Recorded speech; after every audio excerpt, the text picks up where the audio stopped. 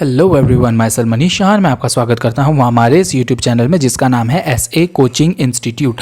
आज हम लोग इलास्टिसिटी ऑफ डिमांड चैप्टर का पार्ट नंबर 1 शुरू करने वाले हैं। इससे पहले हम लोग थ्योरी ऑफ डिमांड कर चुके हैं ऑलरेडी। उसकी रिगार्डिंग मैंने सारी की सारी वीडियोस जो हैं ऑलरेडी यूट्यूब में अपलोड कर चुका हूं, जिसका मैं लिंक आपको नीचे डिस्क्रिप्शन बॉक्स में प्रोवाइड कर दूंगा। उसके अलावा ऊपर अगर आप देखेंगे आई बटन में भी उसकी इन्फॉर्मेशन मैं आपको प्रोवाइड कर दूंगा।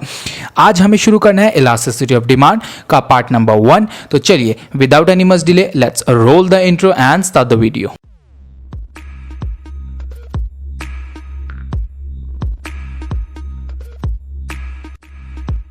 हम लोग अपना टॉपिक शुरू करते हैं। हमारे चैप्टर का नाम क्या है? Elasticity of demand.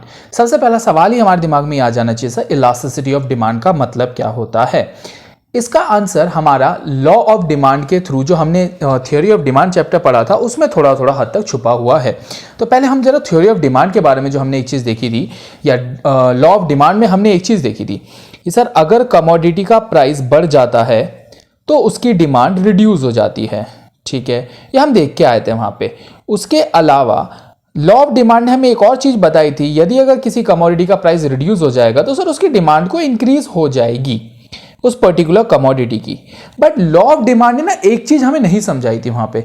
वो क्या कि कितना परसेंट, मतलब अगर प्राइस किसी कमोडिटी का 10% से इंक्रीज हो जाएगा तो उसकी डिमांड में रिडक्शन आएगा। ये तो हमें लॉ ऑफ डिमांड ने बता दिया, बट डिमांड में रिडक्शन जो आएगा वो कितना परसेंटेज से आएगा, ये हमें इलास्टिसिटी ऑफ डिमांड ने सिखाया है। बहुत सिंपल सी बात बोले जाए तो इलास्टिसिटी ऑफ डिमांड हमें वो डिग्री बताएगा, वो जो चेंज आना चाहिए। मतलब अगर प्राइस में 10% का इंक्रीज हो रहा है तो डिमांड में कितना परसेंट का डिक्रीज हो रहा है, तो वो जो कितना है, कितने का आंसर हमें elasticity of demand chapter provide करता है। लॉ ऑफ डिमांड ने हमें सिर्फ यहीं तक समझाया था, इलास्टिसिटी हमारा इसके आगे का पॉइंट समझाता है।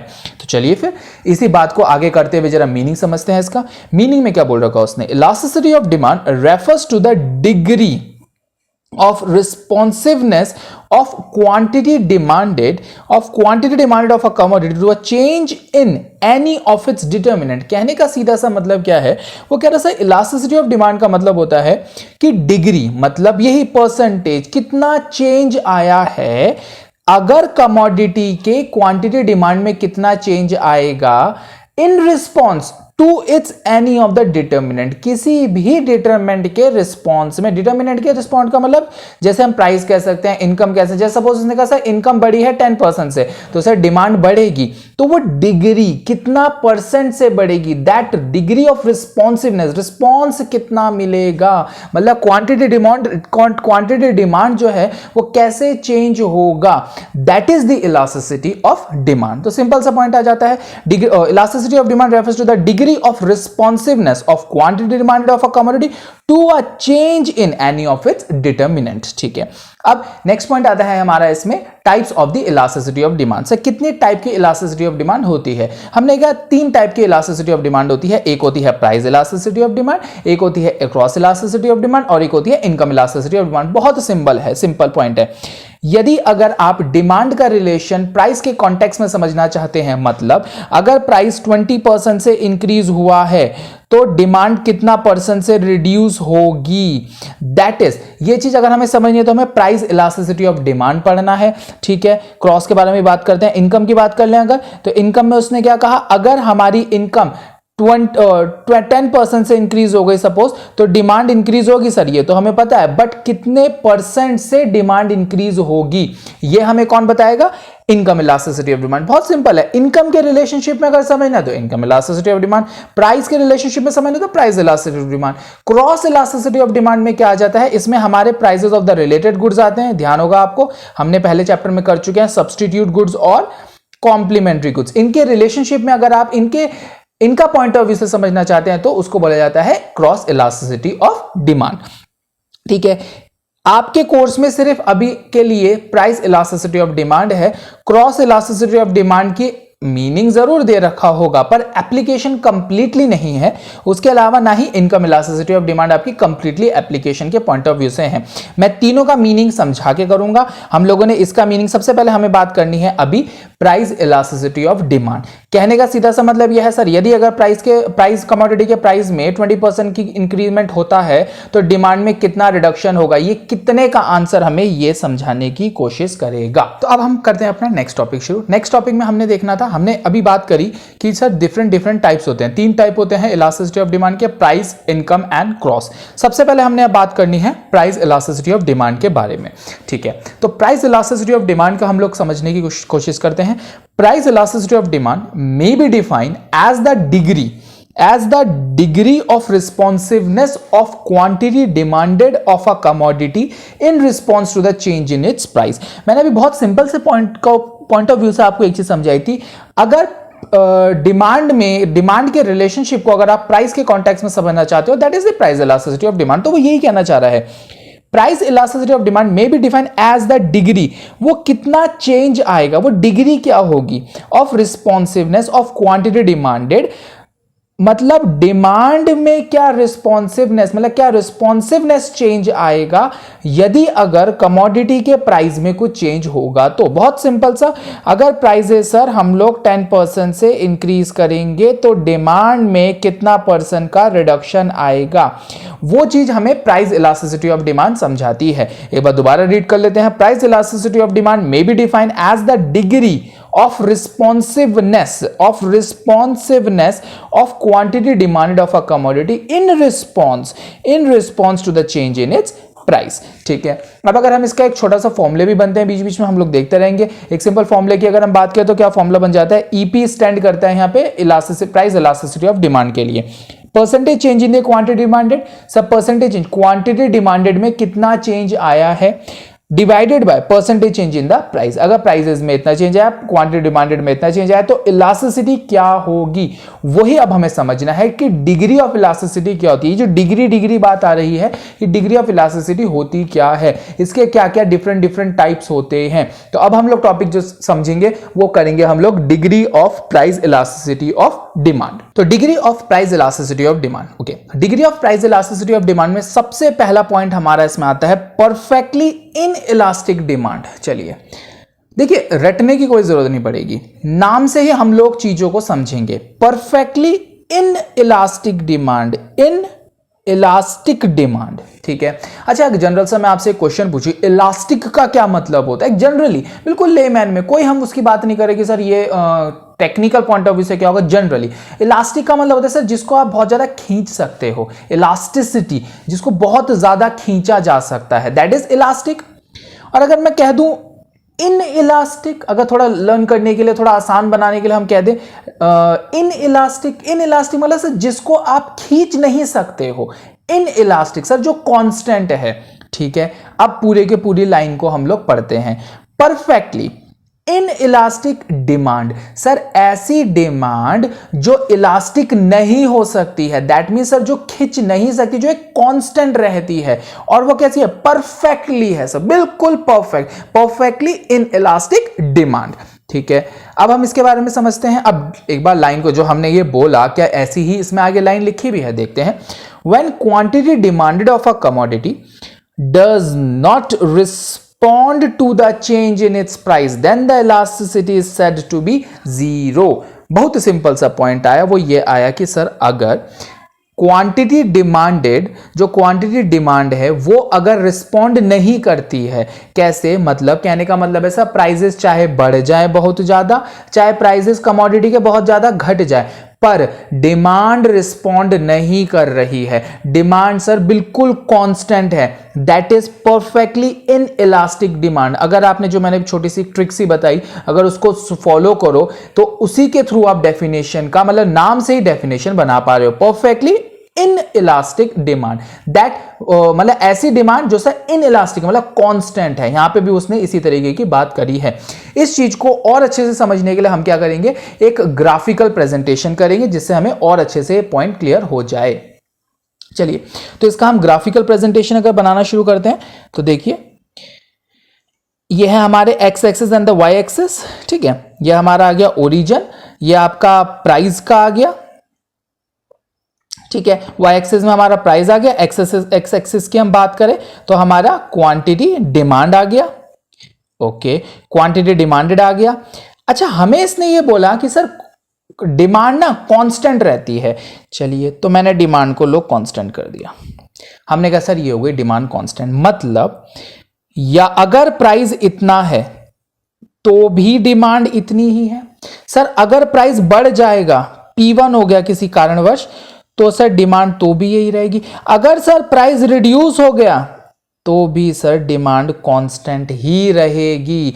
इसको हम बोलते हैं price perfectly inelastic demand. Sir demand जो है वो रिस्पॉन्ड नहीं कर रही है to a change in the prices. Prices बढ़ा लो चाहे प्राइसेस घटा लो, डिमांड हमारी कांस्टेंट ही है। इसीलिए हमने इसको बोला है, इसकी डिग्री क्या हो गई है, EP इज इक्वल टू 0।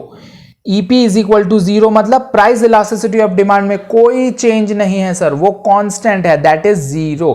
इसी वजह से हमने इसको नाम दिया है परफेक्टली इन इलास्टिक डिमांड, बहुत सिंपल से पॉइंट ऑफ व्यू से, ठीक है। चलिए हम इसका जरा एक बारी को छोटा सा एग्जांपल भी देख लें। देखिए पहली बात तो यार ये ना परफेक्टली इन इलास्टिक डिमांड को कोई ऐसा एग्जैक्ट एग्जांपल नहीं है। क्यों नहीं है? क्योंकि आप इसको नेसेसिटी की कैटेगरी में भी नहीं डाल सकते। क्यों नहीं डाल सकते? क्योंकि नेसेसिटी ऑफ लाइफ के जो प्रोडक्ट होते हैं, खाने पीने वाली जो चीजें होती हैं, उनकी डिमांड में भी चेंज आ जाता है सर, जैसे अगर प्राइस में चेंज आएगा। पर मैं कुछ हद तक ये कह सकता हूं सर, इसका एग्जाम्पल क्या हम सॉल्ट कह सकते हैं? हाँ सर, कुछ हद तक सॉल्ट की बात हम कर सकते हैं। ऐसा क्यों? देखिए चाहे जैसे अभी होगा, आपने अगर आइडिया है तो जैसे मैं बता देता हूं, आई थिंक 20 रुपीज का जितना मुझे ध्यान है, टाटा का सॉल्ट है, जो नमक आता है, सॉल्ट 20 रुपीज का है, ठीक है। अब मैं आपको क्या कह रहा हूं कि अगर इसके प्राइसेस 20 से बढ़कर इंक्रीज होकर सपोज 150 हो जाएगा, मतलब 150 रुपए का सपोज अगर एक पैकेट मिलेगा, तो क्या हम लोग उसकी डिमांड बहुत घटा देंगे या हम उसकी डिमांड घटा देंगे? हमने कहा नहीं सर, ऐसा तो हो ही नहीं सकता। क्यों नहीं हो सकता? क्योंकि सर हमें डिमांड तो मतलब सॉल्ट तो चाहिए ही चाहिए, तो हम घटा सकते नहीं उसकी डिमांड। अच्छा, अगर इसकी प्राइस घटकर 1 रुपए हो जाए तो क्या करोगे? डिमांड बहुत ज्यादा बढ़ा दोगे क्या?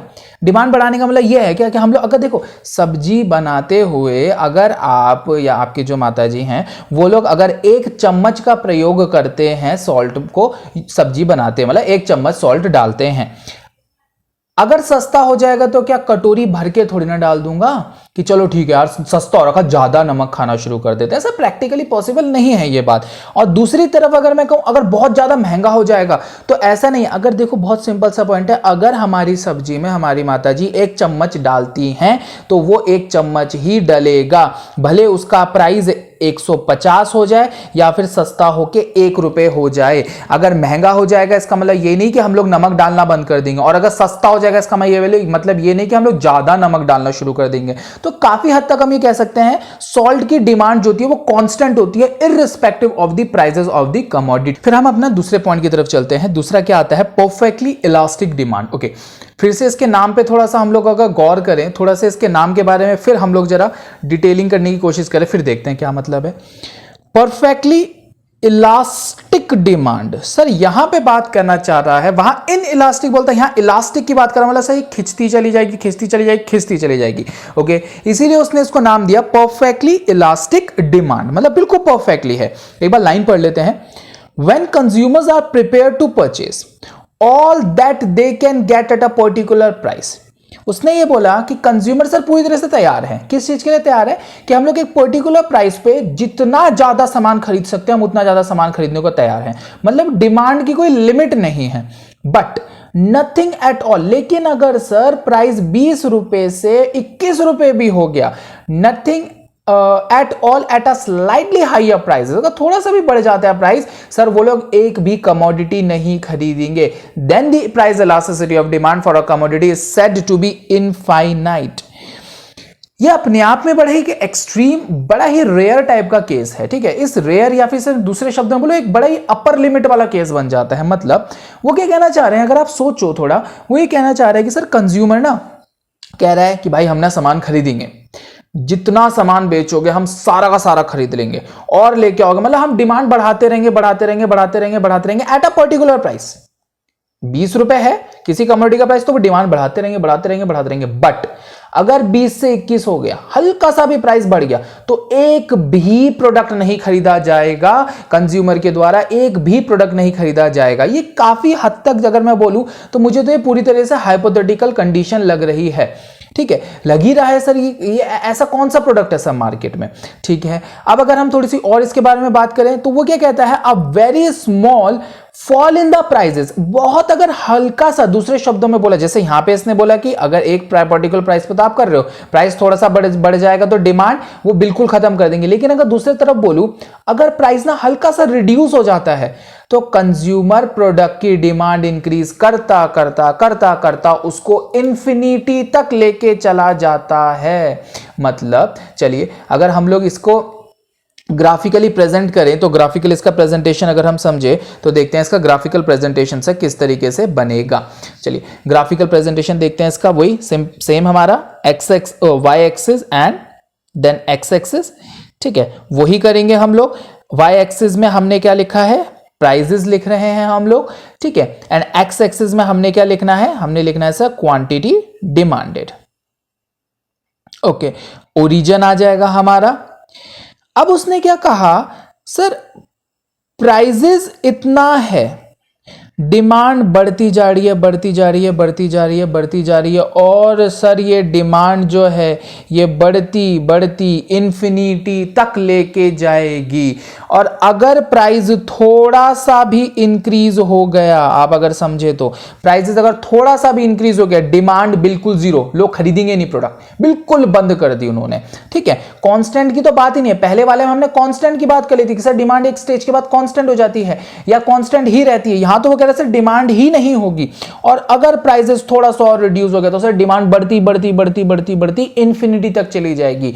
तो अगर हम लोग इसकी डिग्री की बात करें तो हमने कहा इसका ईपी क्या होता है, EP is equal to infinity. But एक सवाल आ जाता है, क्या सर इसका कोई एग्जाम्पल है?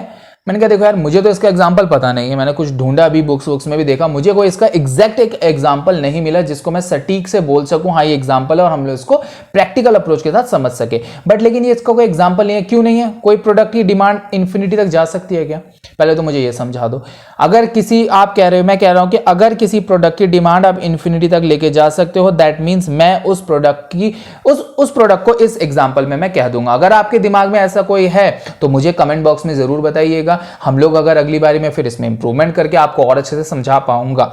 ठीक है, तो यहां जाके हो जाता है सर हमारा ये दूसरा वाला पॉइंट भी कंप्लीट। फिर हमारा आता है पॉइंट नंबर 3। ठीक है, पॉइंट नंबर 3 में हमने क्या देखना है, इलास्टिक डिमांड। अच्छा, एक जरूरी जानकारी वो ये है, बहुत स्टूडेंट्स को, मेरे स्टूडेंट्स बहुत बार ऐसा होता है, जैसे जब मैं पढ़ा रहा हूँ, पढ़ाने के बाद जब मैं रिवीजन हो रहा होता है या फिर हम लोग जब कोई टेस्ट वगैरह ले रहे होते हैं या कभी क्वेश्चन पूछा जाता है तो वो लोग बड़ा कंफ्यूज हो जाते हैं। किस चीज़ में कंफ्यूज हो जाते हैं सर? वो कंफ्यूज हो जाते हैं इलास्टिक डिमांड और परफेक्टली इलास्टिक या इनइलास्टिक डिमांड। थोड़ा डिफरेंस देखिए, यहाँ वो कहता है परफेक्टली, एक शब्द भी तो जोड़ रहा है उसके साथ साथ परफेक्टली, और यहाँ पे सिर्फ और सिर्फ वो इलास्टिक शब्द जोड़ रहा है। तो प्लीज इसका डिफरेंस को आप समझते चलिएगा। ठीक है, तो इलास्टिक डिमांड देखो, इसको भी अगर लर्न करने का मैं तरीका बताऊं, इलास्टिक डिमांड का मतलब पता है क्या? डिमांड इलास्टिक होगी। लर्न करने का तरीका बता रहा हूं मैं, अदरवाइज थोड़ा प्रॉब्लम हो जाता है लर्न करने में। इलास्टिक डिमांड का मतलब डिमांड इलास्टिक होगी। इलास्टिक मतलब सर डिमांड बहुत बढ़ेगी, बस ये दिमाग में रखना, डिमांड बहुत ज्यादा बढ़ेगी। ओके, अभी देखते हैं।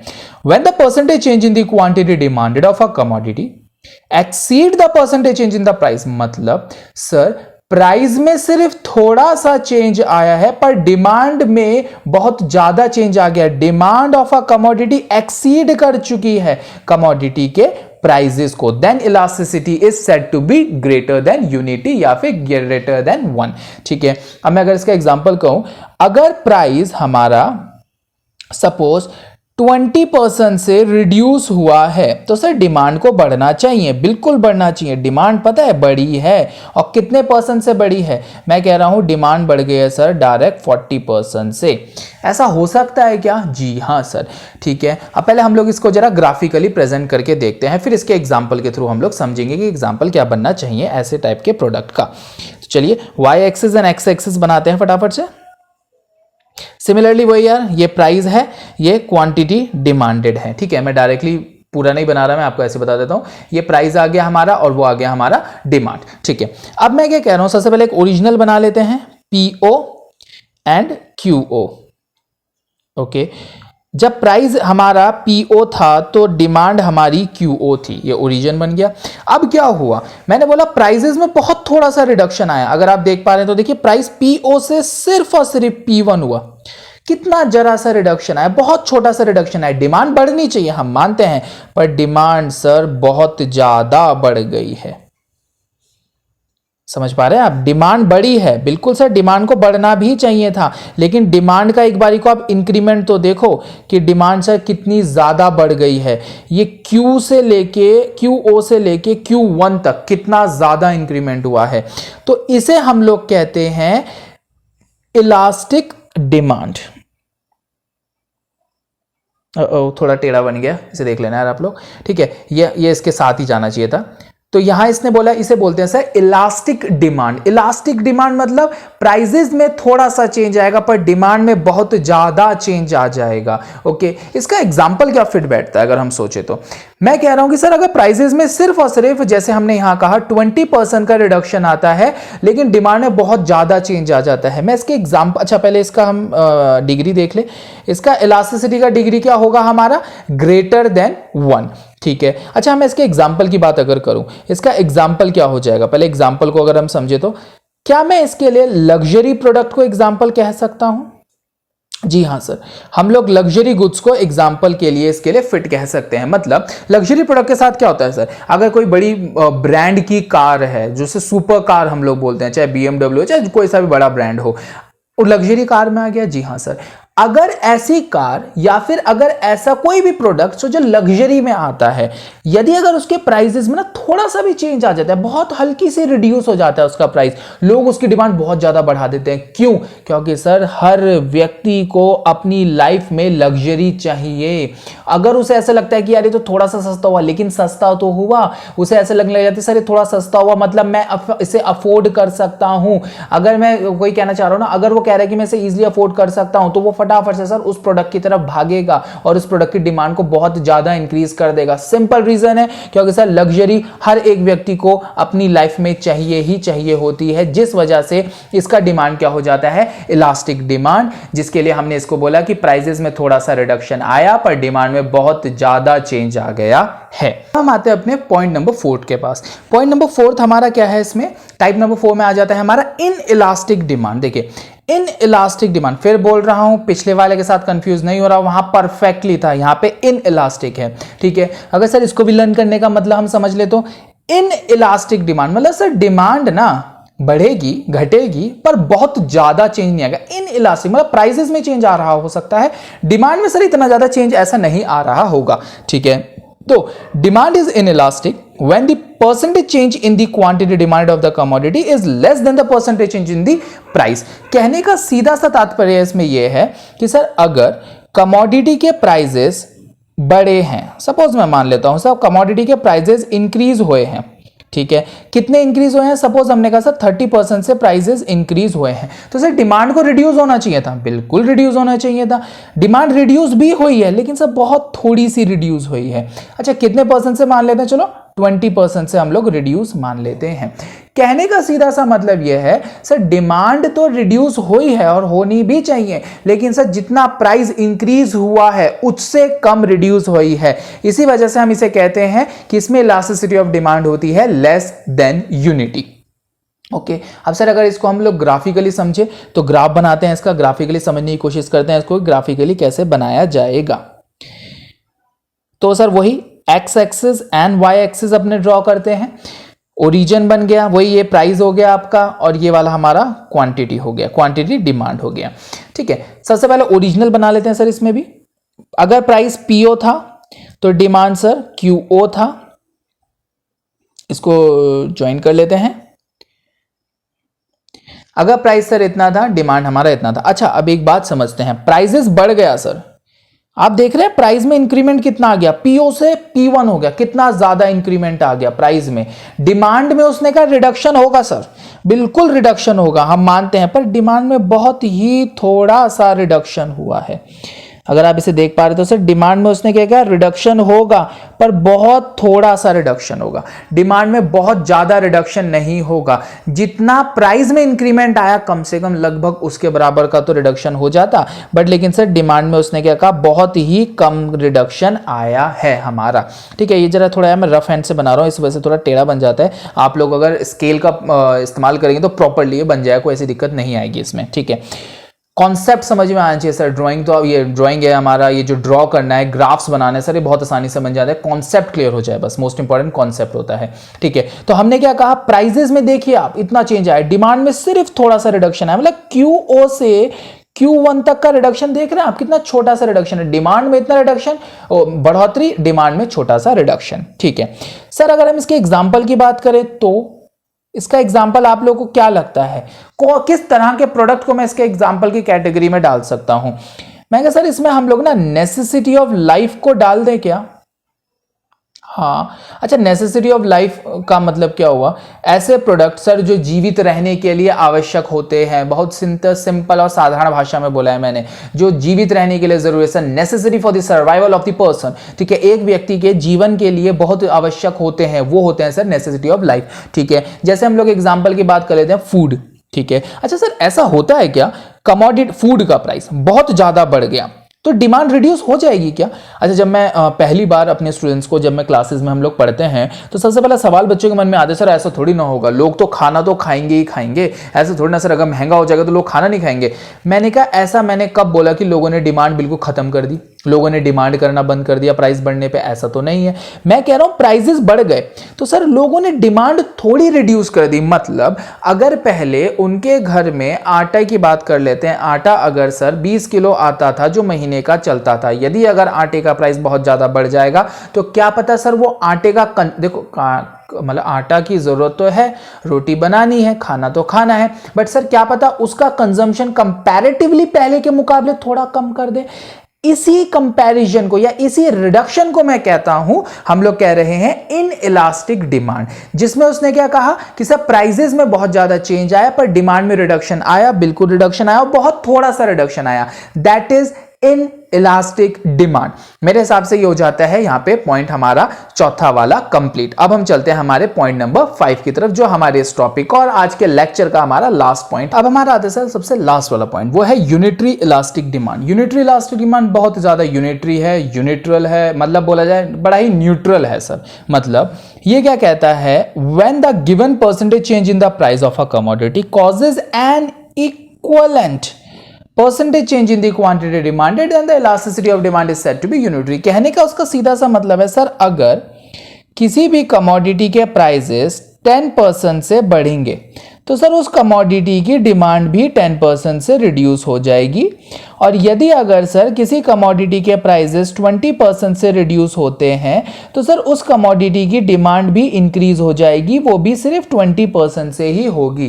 दैट मीन्स वो ये कहना चाह रहा है कि सर बिल्कुल इक्वलेंट चेंज आता है, बिल्कुल सेम चेंज आता है हमारा, that is the unitary elastic. चलिए इसे को भी एक बारी को ग्राफ की फॉर्म में समझ लेते हैं कि ग्राफिकल प्रेजेंटेशन इसका किस तरीके से होना चाहिए।